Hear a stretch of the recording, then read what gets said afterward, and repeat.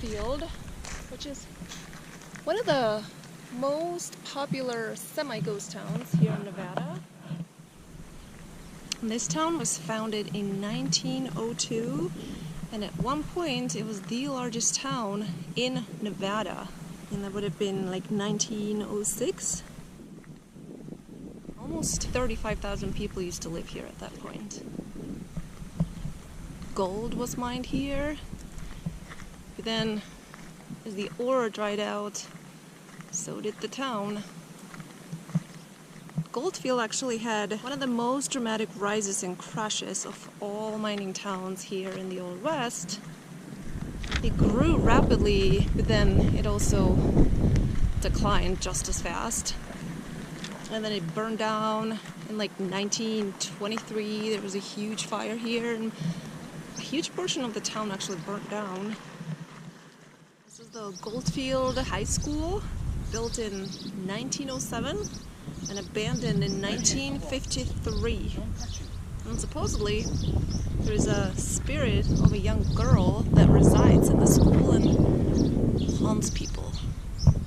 But we're not gonna find out because it's fenced in. Joshua tree?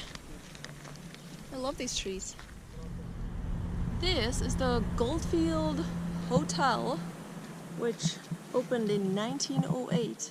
And it was really fancy. The hotel imported chefs all the way from Europe, and it had one of the first oldest elevators west of the Mississippi River, supposedly.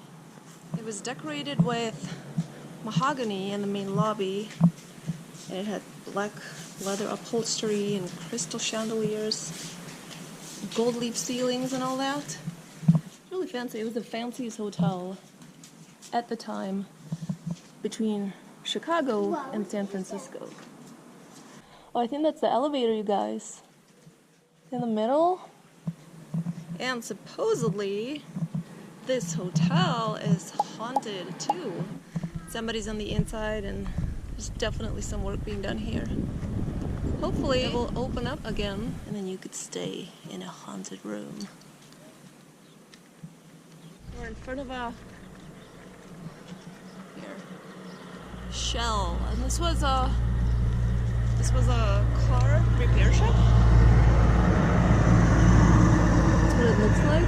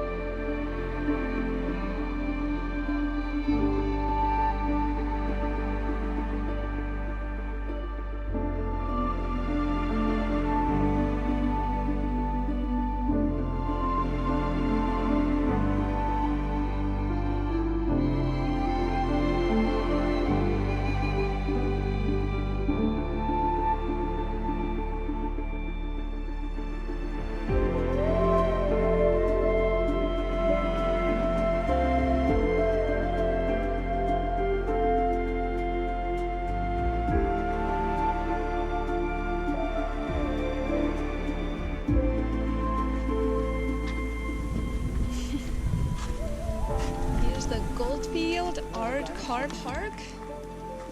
Wow, look at all these things, you guys. Look at them. Ooh, these creepy dolls. Man, that's creepy. I see a boy doll. That's creepy. Not creepy? It looks like he's like mold. It looks like he has mold on himself. And this tells you what these cars represent. Interesting.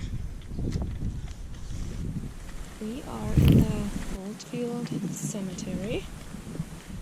James Flynn, miner, was from Ireland. He died of a fractured skull in 1902. Oh, 1908, sorry. And he was probably 34 years old. Some of these miners were all alone here, and they died. Nobody really knew them all that well. Dorothy, 1909. And she passed away in 1910. And there are two crosses here.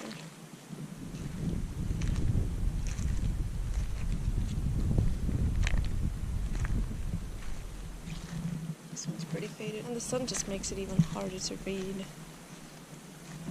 James Patrick Hunter, born in Ireland too, 1895, died in 1908 of a gunshot wound. William Marsh, minor, age 49, from England, died in 1906.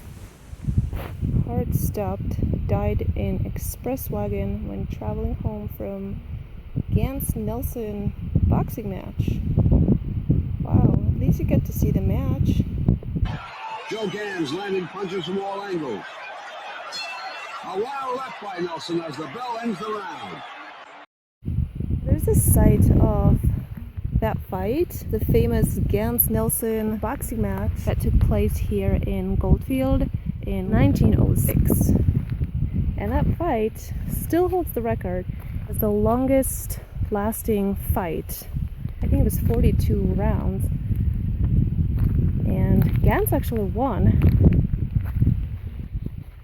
All these headstones in the front section of the cemetery, front right section, look pretty old. Some of them are faded, and some have missing letters, numbers, like this one, Margaret. I can't read the rest. Old, I don't know. Can't make out what it says.